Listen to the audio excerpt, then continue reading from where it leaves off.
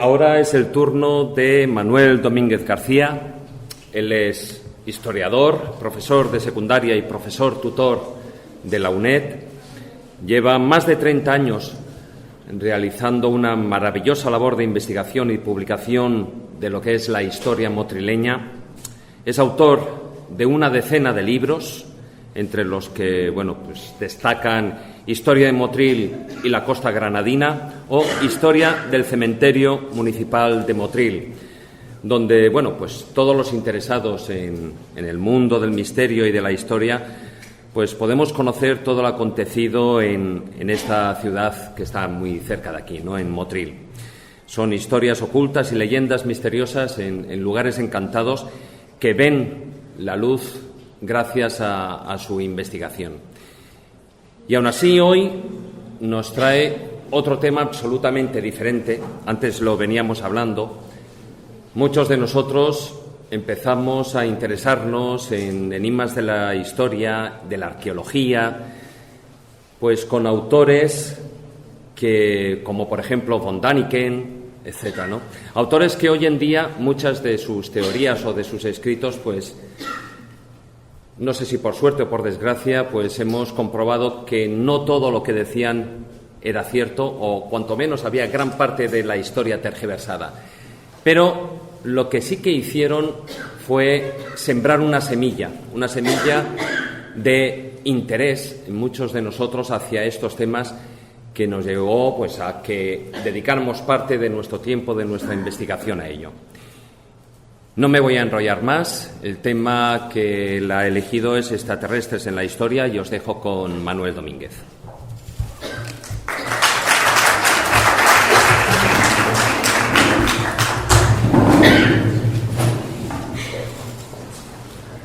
Bueno, muy buenas tardes a todos y gracias, David, por tu presentación. Y efectivamente voy a hablar de este tema que, como decía David, nos introdujo a mucha gente en el tema del misterio, en el tema de la investigación, allá por los años 60, 70, cuando un tema como los libros publicados sobre este tipo de investigación sobre extraterrestres se pusieron de moda.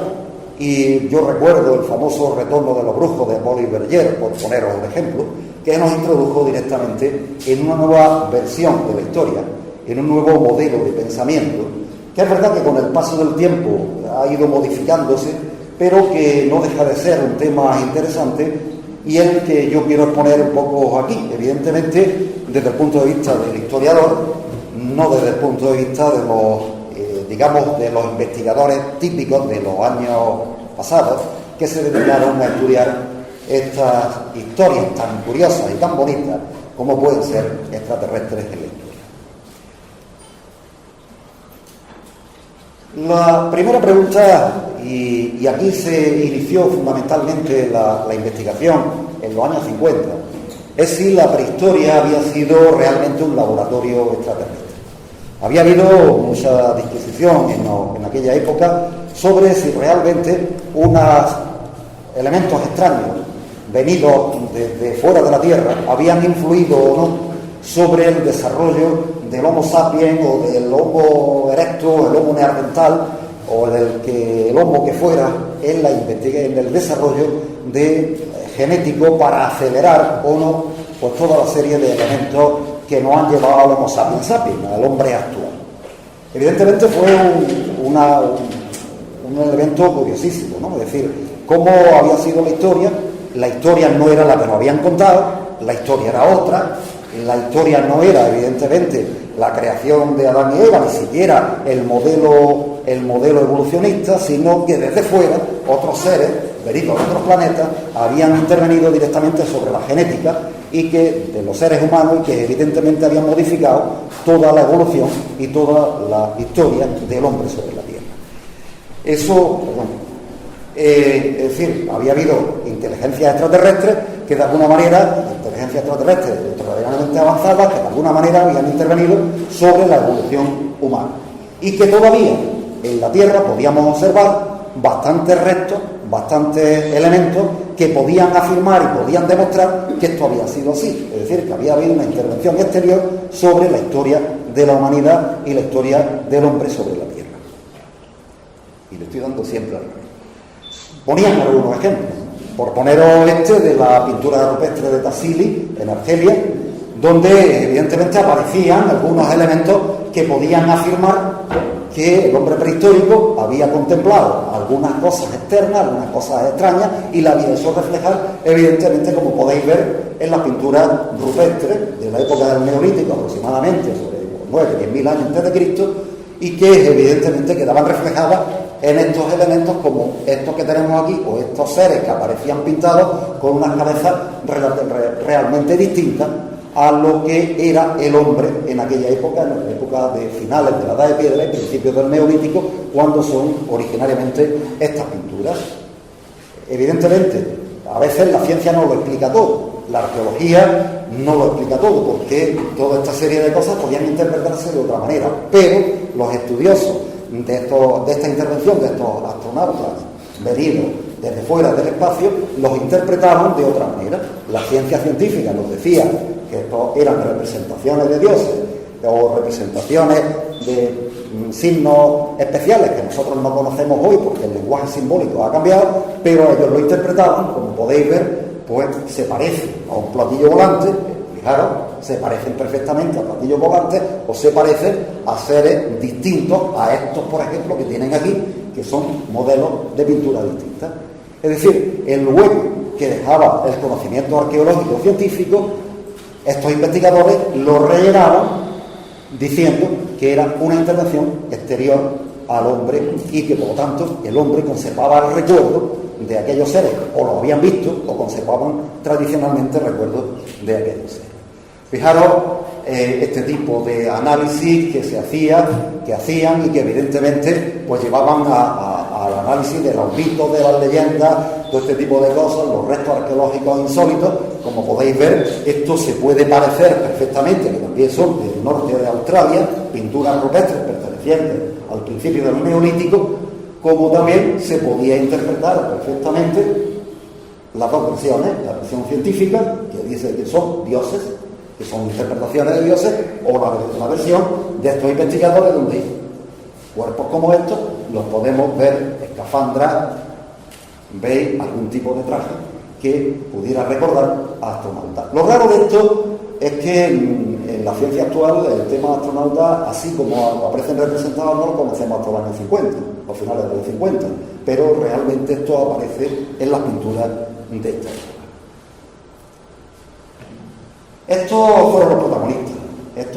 Generalmente estos escritores fueron los protagonistas de esta literatura que a finales de los años 50, años 60, años 70 empiezan a vender millones de libros relacionados pues con la historia que ellos crean, ese modelo de pensamiento distinto al pensamiento científico de la época. Quizás el más famoso de todos es Erich von Däniken, que pues publica una serie de libros, publica millones de libros donde él interpreta, quizás subjetivamente, pues muchos de los restos que aparecen y que no tienen explicación desde el punto de vista científico, o la ciencia no la da explicación, y él ese paréntesis de la ciencia lo sustituye por su interpretación de las aportaciones, de la intervención de los extraterrestres en la Tierra. O Jacques Bergier, Extraterrestres en la Tierra, la historia, se llama su libro, lo veremos, que antes había trabajado con Paul Bergier en su famoso libro El retorno de los brujos, pues también otro de los autores, o Peter Colosimo, o Robert Temple, o Zecharia Sitchin, que también es otro de los autores que establece pues también la aparición de los extraterrestres nada menos que en Mesopotamia, y aquí tenéis pues, uno de los relieves, una copia de los relieves de Mesopotamia. Fijaros los libros, estos los conocemos todos. Estos son los libros famosos: El misterio de Sirio, de Temple, Astronautas en la historia, de Peter Colosimo, El 12º planeta, de Sitchin, Recuerdos del futuro, de von Däniken, o Los extraterrestres en la historia, de Jacques Bergier, que son los típicos libros que se vendieron a millones, que además se vendieron, crearon un antes y un después en la investigación de temas misteriosos. o misterios en la historia, y que vendieron pues millones de libros y nos abrieron por la mente a temas fantásticos, a temas evidentemente distintos a lo que la historia oficial nos había planteado hasta entonces. Ellos plantean teorías distintas, teorías de la intervención externa en la evolución y en el desarrollo de la historia de los seres humanos. Estos libros, como podéis ver, los conocéis todos, pues evidentemente vendieron millones de libros en esta época. Ellos cogen elementos como estos. El pintura de Tassili, el gran dios de Tassili. Fijaros, la cronología está estudiada perfectamente en la actualidad, 8000, entre el 10 y 8000 a.C., donde estas imágenes, o esta que tenemos aquí, son interpretadas como un astronauta o como un platillo volante, o una nave espacial en este tema. Pero en realidad la ciencia dice que no, que esto es un dios, es la representación ideológica, simbólica de las creencias de los habitantes de Tassili en una época donde todavía el desierto del Sáhara no se había desecado y todavía vivían allí. Es decir, una fecha donde todavía sobre el 8000 el anticiclón de las Azores no se había situado en el sitio que está hoy, todavía no entraban los aires cargados de agua y todavía el desierto del Sáhara era todavía un vergel, y que evidentemente lo interpretan. O estos que tenemos aquí en Italia, fijaros, es una luz lo que tenemos estas pinturas rupestres, pero lo interpretan, como podéis ver, estos cascos que aparecen aquí con antenas, lo que llevan son espadas y escudos, como podéis ver, o algo por el estilo, una espada o algo por el estilo, entonces se interpreta como seres del espacio, es decir, seres extraterrestres, astronautas, que están en la Tierra y que evidentemente pueden ser interpretados. La ciencia lo único que dice es que estos seres lo que llevan es un casco. Eso es lo que dice la ciencia. Estos escritores evidentemente dicen otra cosa. No es un casco, es una escafandra, y lógicamente la escafandra es lo que aparece aquí. Por lo tanto podemos interpretarlo que son seres extraterrestres, que son astronautas venidos de otro planeta. Fijaros este dios también, esta interpretación de también una pintura de Tassili, también de Argelia, como también se puede interpretar, está volando, tiene una escafandra con antenas, como podéis ver, y que lógicamente también podría ser interpretado como una figura extraterrestre. Yo muchas veces cuando explico en mis clases de prehistoria en la UNED y explico las pinturas, mis alumnos siempre me dicen lo mismo: eso es un extraterrestre. Yo le digo, no es un extraterrestre, esto es un dios, esto es un dios. Estas son las representaciones, lo que les sale de la cabeza son rayos, pero rayos de la inteligencia, del saber, pero se puede interpretar también perfectamente por su forma, por su figura, podríamos interpretarlo también, y así lo hacen estos autores, como la figura de un astronauta, y que aquellos hombres de Tassili lo vieron y lo pintaron. Y aquí está la huella. La interpretación científica es un dios, la interpretación del otro lado, de estos escritores, es un astronauta que vieron los hombres que vivieron en Tassili y que aquí aparece reflejado en esas pinturas del desierto del Sáhara en la meseta de Tassili.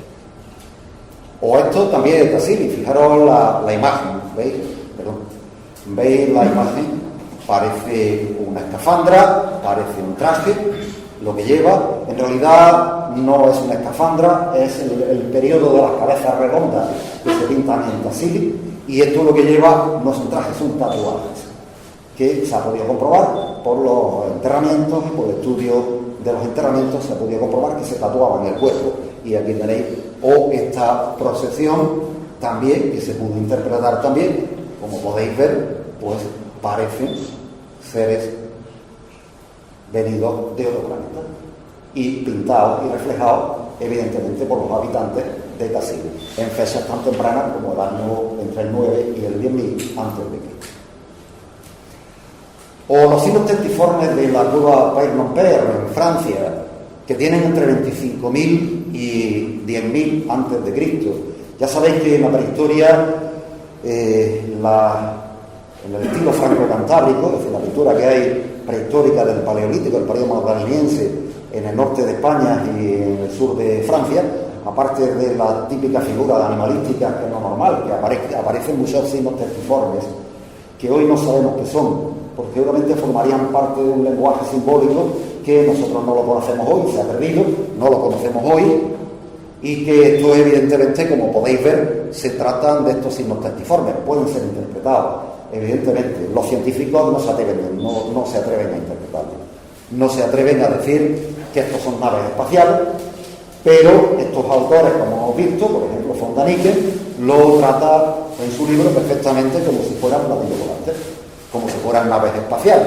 ¿Veis? Evidentemente, recuerda al modelo que todos tenemos en la cabeza de lo que puede ser una nave espacial, pero el origen de la nave espacial está, de este tipo de platillos volantes, está en los años 50, no 25.000 años antes de Cristo. Pero aquí los tenemos reflejados en toda esta serie de signos de la cueva Parmentier en Francia de hace 25.000 años. Fijaros, hoy la ciencia nos dice, la ciencia oficial nos dice que lo que estamos viendo aquí son signos que representaban un lenguaje simbólico. Aquellos hombres de esa época podían interpretarlos y saber perfectamente qué significaban, pero ese lenguaje ha desaparecido. Y entonces lo que nosotros hacemos, o la ciencia hace, es representarlos en función de su apariencia. Esa apariencia nos puede recordar, evidentemente, como dice von Däniken, recordarnos a naves espaciales. Y los hombres de hace 25.000 años del sur de Francia vieron naves espaciales y las pintaron en las paredes de las cuevas. Evidentemente, esa es la doble interpretación. Este es quizá uno de los más curiosos. Este se ha demostrado que es falso. Ahora lo explicaré, supongo que lo habéis visto todo. Es el famoso extraterrestre de Fergara en Uzbekistán. Durante muchos años lo publica von Däniken y dice que es el dibujo de la prehistoria más perfecto para reflejar la aparición de un ser extraterrestre, aquí lo tenéis, abriendo el visor de su casco, o el despegue de, ¿veis?, esta nave, otro extraterrestre aquí, otro astronauta aquí, pero hoy se sabe que no es que es falso. Hoy se sabe perfectamente que esto es un dibujo que acompañó a un artículo relacionado, pues, con las naves espaciales en los años 50 de una revista que se publicaba en la Unión Soviética que se llamaba Sputnik, y esto es un dibujo. Y von Däniken lo introduce en su libro diciendo que es un dibujo de unas cuevas en Uzbekistán. Evidentemente es falso. Se sabe, fijaros, la firma del autor del dibujo está aquí abajo, la firma del autor del dibujo, y es un dibujo. Lo que pasa es que cuando von Däniken lo pone en su libro, lo corta aquí abajo y la firma no se.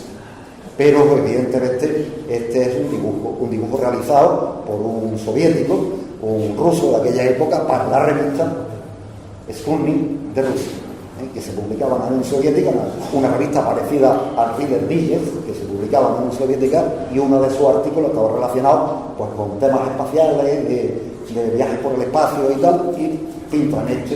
Y durante muchos años los escritores von Däniken con los sismos y tal lo repitieron hasta que parecía que efectivamente, pero no hay ninguna cueva que tenga este dibujo. Sí que lo hay en una revista, repito, la revista Sputnik, publicada en 1964 en la antigua Unión Soviética. Este es otro dibujo de Altamira, otro signo de las paredes de Altamira. Bueno, se ve claramente, es decir, el parecido con lo que puede ser un ovni. Esto, de nuevo, es un signo testiforme, que hoy no conocemos absolutamente qué significaba, pero que guarda cierto parecido, como podéis ver, con una nave, con un platillo volante, con una nave espacial.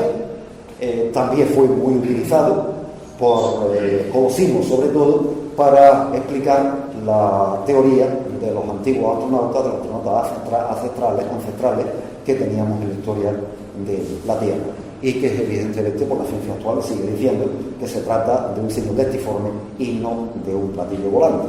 Pero bueno, son las interpretaciones que se hacen en este tema.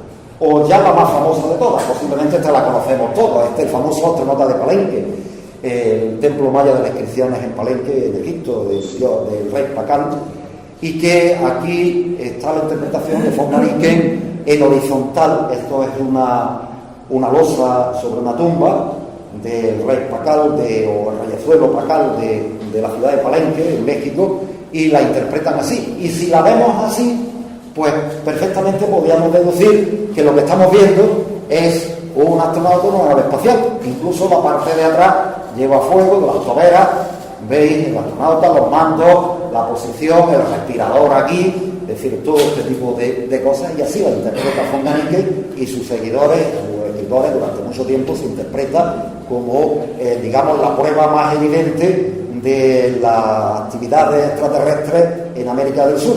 Y aquí la tenemos en Palenque, pero si la vemos en vertical, cambia radicalmente, porque lo que estamos viendo es una lápida, como podéis ver, el año 603 al 683, que es cuando reina Pacal, señor de Palenque, y lo que representa es la subida del señor de Palenque, la subida al infierno. Este es el árbol de la vida, que ellos lo representan como una planta de maíz. El maíz era la planta más importante del mundo maya en aquellos años, y lo que representa es toda una creencia religiosa relacionada pues con la muerte y relacionada pues con la subida del río de Palenque, la caída al infierno y después la subida hacia el cielo. Todo tiene una simbología perfectamente explicada desde el punto de vista de la historia del mundo maya, pero si la volvemos a ver en horizontal, una nave espacial; si la vemos en vertical, el ascenso de Pacal a los cielos. Su bajada al infierno es todo lo que lleva, lo que decíamos que las toberas es un monstruo, el monstruo del Averno, de los infiernos mayas, y lo que hace el señor de Pacal es ascender. Primero cae el infierno, como decía la leyenda, y después la subida hacia el cielo, representado en el árbol de la vida, que es una planta, evidentemente, ahí simbólica de lo que es la planta fundamental de su alimentación, que era el maíz de los pueblos mayas en América, en esta época. Por lo tanto, las interpretaciones son dos, es decir, evidentemente esto es lo que dice la ciencia.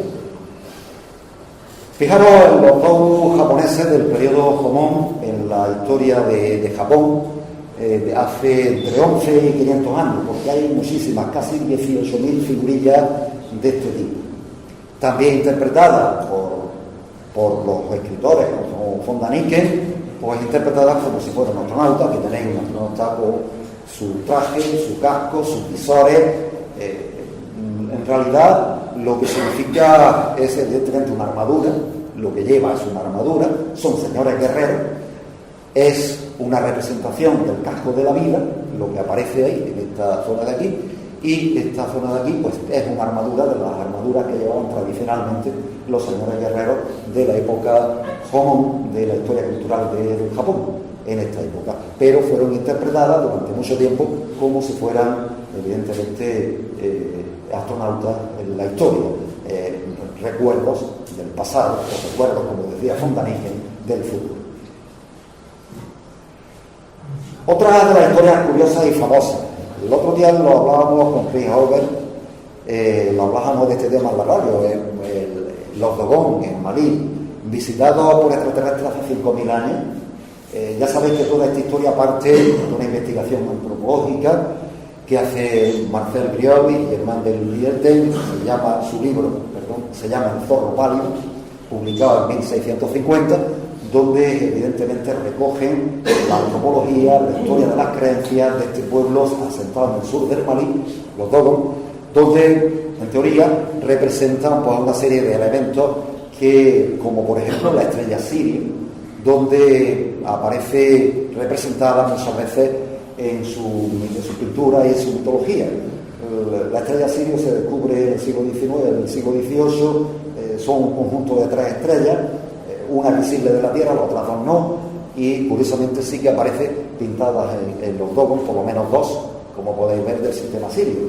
El que entrevista, o lo diré, Hugo Temelli, que es el que informa a los investigadores franceses del zorro pálido, de las tradiciones de los Dogon, evidentemente les dice que los que le enseñaron de la agricultura provenían de ahí, y hoy se considera que es un ejemplo de contaminación cultural. Hoy se considera que en algún momento tantos investigadores pasaron por allí que ellos mismos les enseñaron que era la estrella Sirio, ellos la incorporan a sus temas, a sus leyendas, y es un tema de contaminación cultural. Eso es lo que dice la ciencia, porque si os fijáis, hizo JJ Benítez, hizo un programa en televisión española precisamente dedicado a esta tribu, y que efectivamente defendía el conocimiento de los Dogon gracias a los extraterrestres en esta época. Aquí tenéis pues las representaciones de sus dioses, representados como peces, que ellos también establecen que eran señores venidos del cielo. Fijaros que en casi todas las religiones el cielo está presente, no solo las religiones antiguas o religiones tradicionales, sino evidentemente también la nuestra. Cuando nosotros hablamos de Dios, miramos al cielo, ¿no? Es decir, está presente desde la prehistoria, está presente ese concepto de que los dioses están en el cielo, provienen del cielo. Otra de las historias, esta es Sitchin, el que la trae, es si Mesopotamia fue realmente una base terrestre. Otra de las historias, curiosamente, que tuvo un reflejo importantísimo a lo largo de los últimos años, de los años 70 para acá, finales de los 70 para acá, sobre la intervención de extraterrestres en la historia de Mesopotamia. Y empieza a investigarse sobre este tema, empieza a publicar, sobre todo Sitchin, que es el que más se dedica a este tema, y nos habla de unos personajes que aparecen en el nombre, en la mitología de los pueblos mesopotámicos, sobre todo la mitología sumeria, con el nombre de los Anunnaki. Esos seres, ahí lo tenéis, según un mito sumerio babilónico, los Anunnaki fueron hijos de Anu, el cielo, de Amu a su vez, hijo de los hermanos Kizar, dioses del cielo y de la tierra, y que aparecen en la mitología de los pueblos mesopotámicos, y evidentemente Sitchin nos dice, transforma la leyenda y nos dice que los Anunnaki llegan a la Tierra procedentes de un supuesto planeta llamado Nibiru hace unos 450.000 años. Tenían 3 metros de altura, tenían el pelo largo, de la piel blanca, se asentaron en Mesopotamia, fueron los que evidentemente aceleraron el desarrollo genético del hombre neandertal, del Homo sapiens sapiens, porque venían a la Tierra a buscar metales preciosos como el oro y necesitaban mano de obra barata. Y para eso, mano de obra fácil, para eso crearon estos seres. Evidentemente, la historia de la mitología, que está muy bien estudiada, la historia de la mitología mesopotámica, nada tiene que ver con lo que aparece en los libros de Sitchin, pero nos crea otro pensamiento distinto, otro planteamiento distinto a lo que es el planteamiento oficial, el planteamiento de la ciencia, que nos dice que es pura mitología.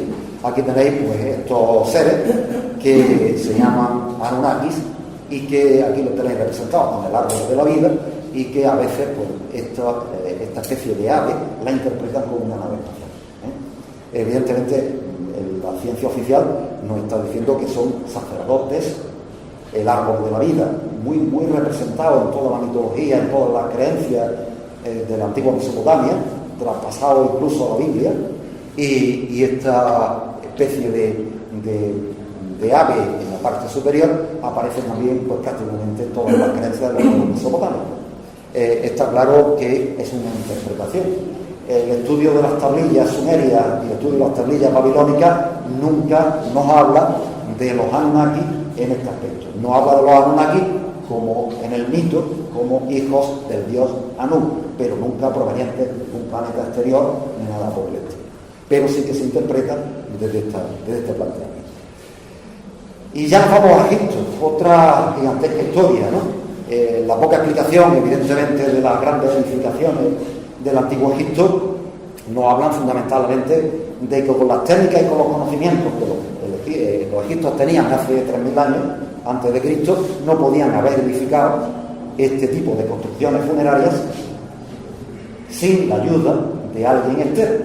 No tenían ni la técnica, ni tenían la capacidad de máquinas para mover toda esta bola, que significa las pirámides de Giza, por poneros un ejemplo, o la pirámide de Sofer en Saqqara, por poneros otro, incluso el propio arquitecto de la pirámide de Sofer, de la pirámide escalonada de Saqqara, Imhotep, también aparece como una figura mítica, y el antiguo Egipto. Pero hoy, evidentemente, esta teoría sigue estando presente, hay mucha literatura sobre el tema de la construcción de las pirámides, pero hoy sabemos perfectamente que una pirámide se puede construir, evidentemente con la fuerza física de miles de trabajadores, con los planteamientos económicos, los conocimientos del antiguo Egipto, se podía construir una pirámide, y que evidentemente tenemos pirámides no solo en Egipto, sino en muchos sitios más, y que con el paso del tiempo, pues prácticamente en casi todos los lugares nos encontramos esta arquitectura piramidal, porque es la arquitectura más fácil de construir en la antigüedad y se hace muchísimo. Fijaros, esta cultura faraónica está recogida pues, en muchísima literatura, la intervención de extraterrestres en la construcción de estos edificios importantes. Es verdad que en las escrituras egipcias, en algunos libros, textos egipcios antiguos, aparece pues, la imagen de seres venidos del cielo y tal, pero hablamos de la misma mitología que yo decía antes. Prácticamente en todas las culturas, en todas las creencias, los dioses siempre provienen del cielo, que es posiblemente lo más desconocido o lo que más les llama la atención a los hombres de aquella época cuando miraban de noche el firmamento. Y que prácticamente en casi todos los sitios hay este tipo de creencias, no solo en Egipto, en Mesopotamia, en Europa, en América, prácticamente en casi todos los sitios. Fijaros, modelos de pirámides hay en todo el mundo. Fijaros, estas son las típicas de Egipcio, pero las tenemos pues, prácticamente en China, en México, en América, en prácticamente en todos lados. Esto es una arquitectura piramidal que es muy característica de la arquitectura antigua y que su uso está prácticamente extendido por todos los continentes, posiblemente porque era la arquitectura más fácil de hacer.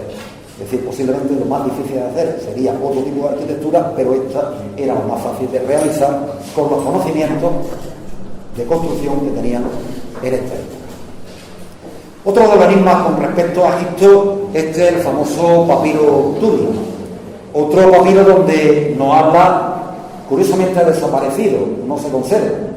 Seguramente Tuli parece que lo compró y se lo llevó al Museo Vaticano, pero en el Museo Vaticano no está, desapareció. Si es que llegó a existir alguna vez, no era una falsificación, el papiro Tuli, fechado en época de Tutmosis III, del siglo XV a.C., hace 1500 años, no existe en la actualidad. Existen algunas planchas, como esta que podéis ver, y aquí se describe este texto que tenéis aquí, el año 22, tercer mes de la estación de Pérez, la hora sexta, 14 horas, dos escribas de la Casa de la Vida vieron un círculo de fuego que estaba viniendo por el cielo, no tenía cabeza, su olor era desagradable, entonces ellos tuvieron miedo y huyeron, y fueron a su majestad a decírselo, y todo recogido en la Casa de la Vida, y su majestad reflexionó sobre lo que había pasado.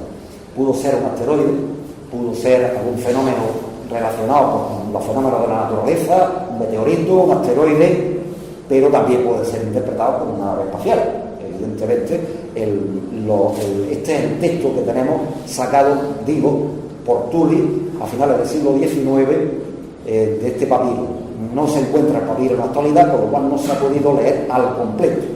Por lo tanto, no sabemos exactamente qué significa, porque el papiro, conocemos, el papiro era mucho más extenso, solo se conoce esta plancha que tenéis ahí exclusivamente, y eso es lo que cuenta en ese jeroglífico. Lo normal es que los escribas, si hacían un papiro, los escribas de la Casa de la Vida lo hicieran en escritura demótica y no en escritura jeroglífica. Generalmente lo hacían en demótica y no en jeroglífica.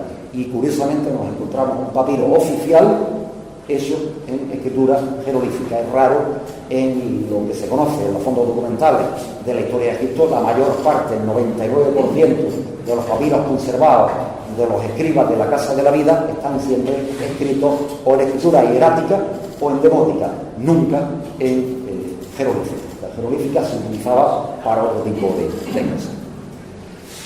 También dicen, evidentemente, que todos los grandes monumentos construidos en la antigüedad no podían haberlo construido los hombres. Entonces, por ejemplo, el que tenemos aquí del siglo X a.C., los escritores como Colosimo, Daniken y tal, dicen que tampoco pudo ser construido por los hombres que vivían en Gran Bretaña para construir esto con esta precisión y esta capacidad. Pues tenemos restos de Cromlech en toda Europa. Este es el mejor conservado, pero hay en toda Europa, con lo cual no es un monumento único, sino que evidentemente los Cromlech, estos círculos creados de piedra, son monumentos creados prácticamente en toda Europa. ¿Tenían capacidad de hacerlo? Sí. Está probado perfectamente que eran monumentos dedicados, construcciones dedicadas a observatorios de las estrellas, fundamentalmente por el tema relacionado con las cosechas y tal, y que también sirvió, cuando se ha excavado ahí, sirvió de lugares de enterramiento.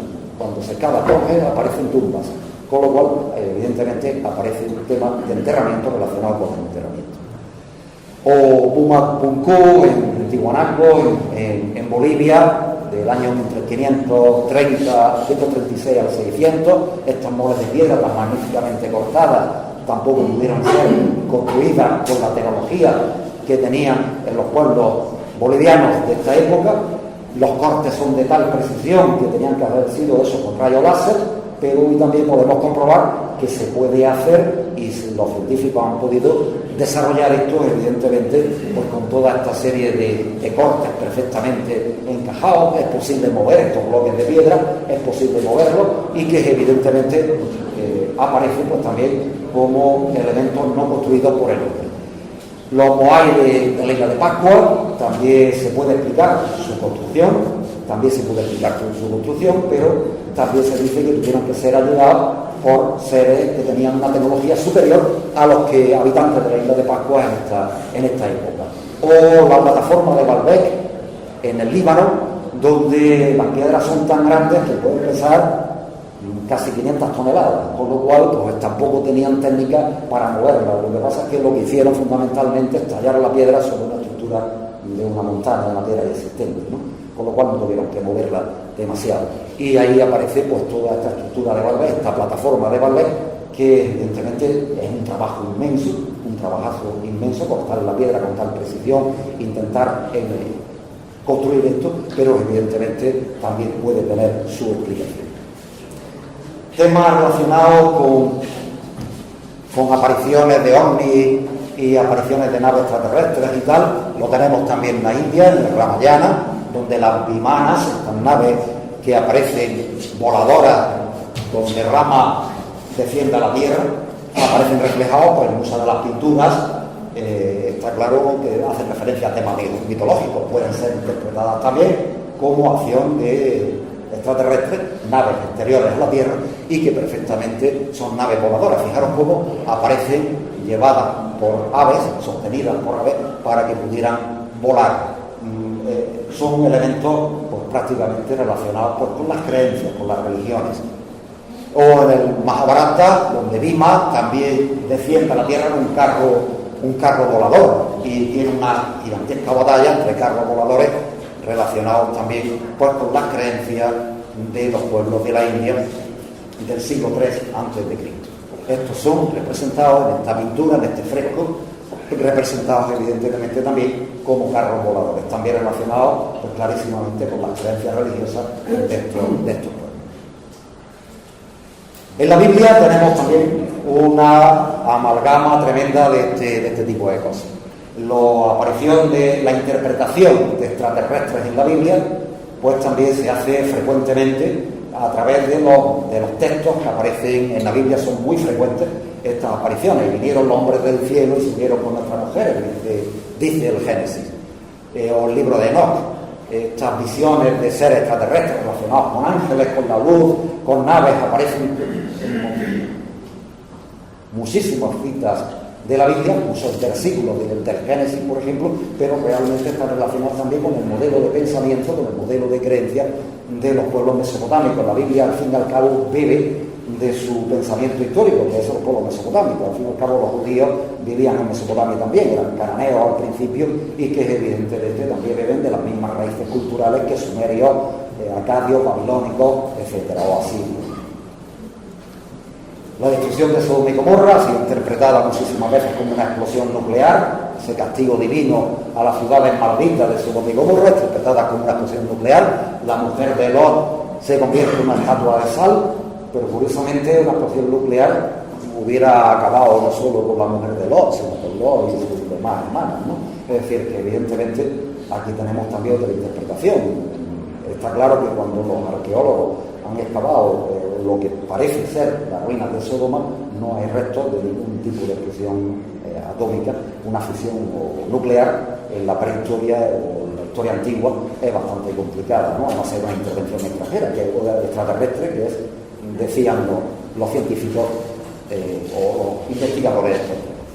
O el libro de Ezequiel, donde Ezequiel aparece también a Dios llevando una especie de nave espacial llevada por cuatro caras, representado por cuatro caras y en unas ruedas especiales donde Ezequiel también dice que provienen del espacio y que lo ven en el cielo y que se abren las nubes y que aparece esta nave, o aparece Dios sostenido por una nube radiante y estas caras que aparecen en los laterales de la nave, como podéis ver, aparecen aquí esta rueda de Ezequiel famosa, donde la imagen divina aparece flotando en esa especie de máquina, que también es una visión que evidentemente podía ser interpretada desde una visión extraterrestre o también interpretada una visión de las propias creencias de Ezequiel, de la propia religión.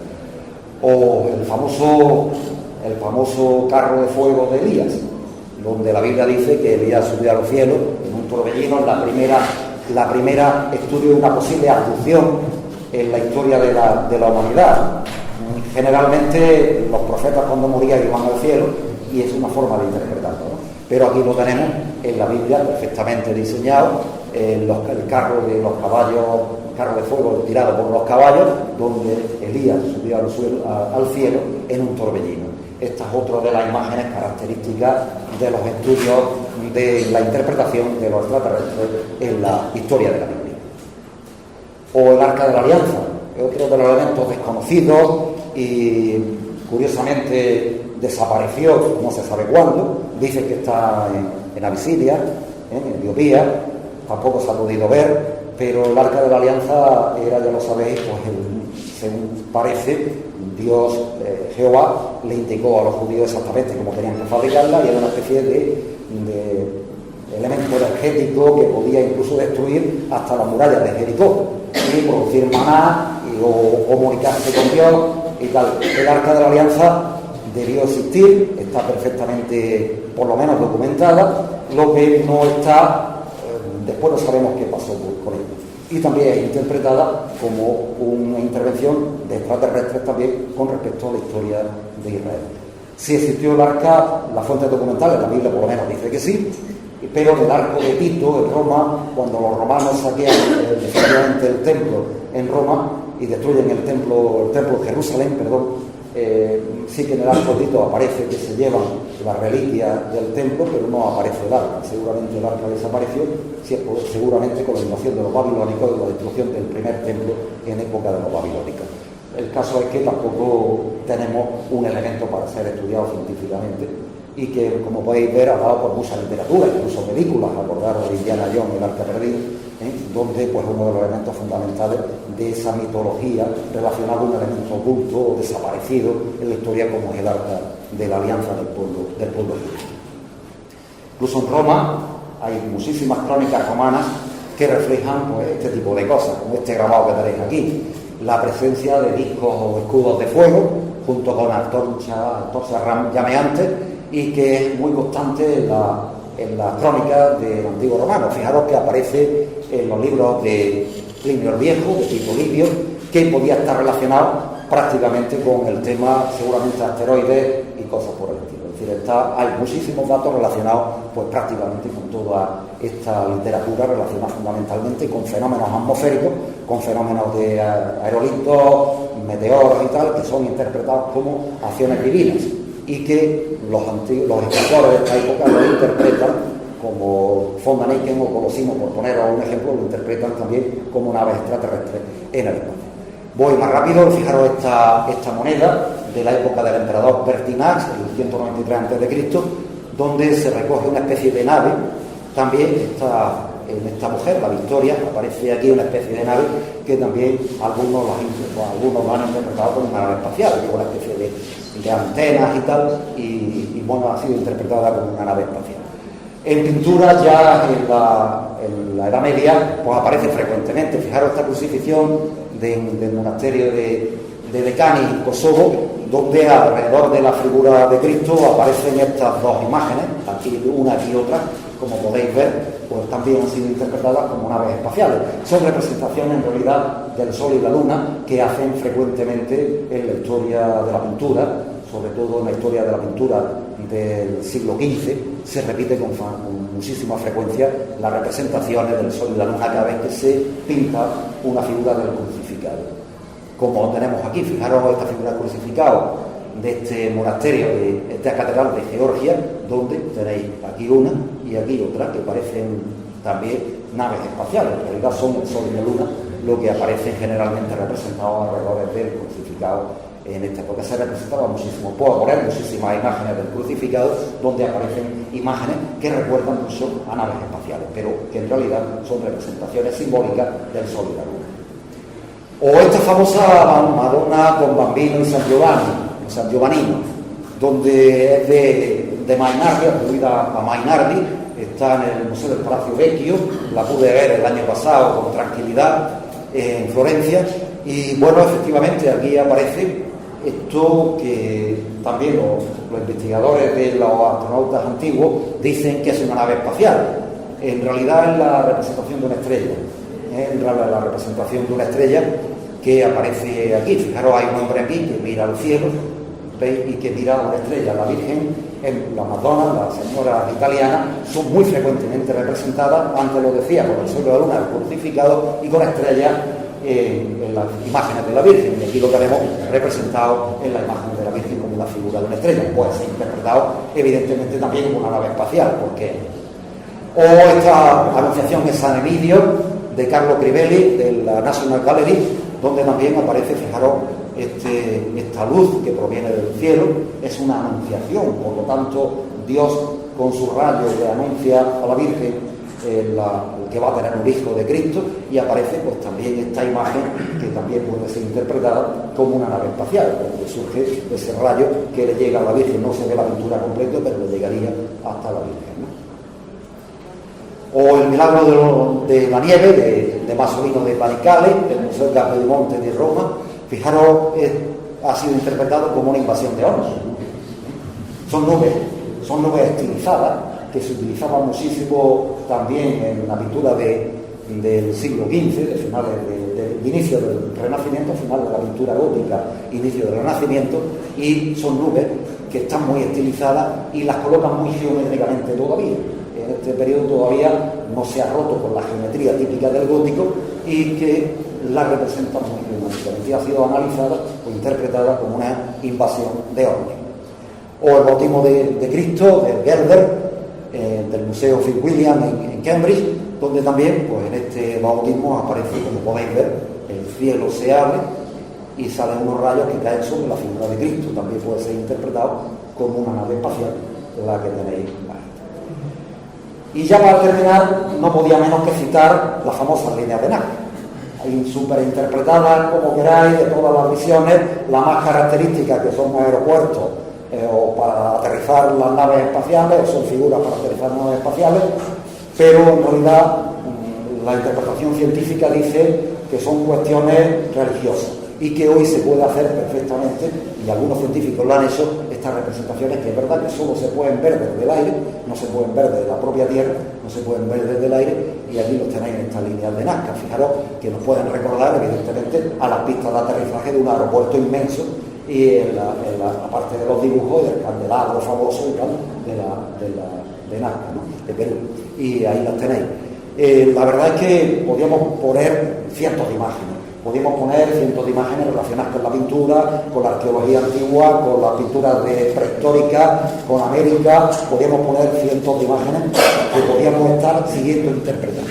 Pero quiero terminar con este texto que hay aquí. Y es verdad, como decíamos antes, que todas estas teorías y todas estas hipótesis, verdad, que resultan fascinantes. Nos abrieron la puerta o la mente a la investigación, como decía antes David, al principio, a la investigación, a leer libros, a abrirnos la mente hacia otros planteamientos. Pero Carl Sagan decía que en principio no hay nada absurdo en los planteamientos de los antiguos astronautas.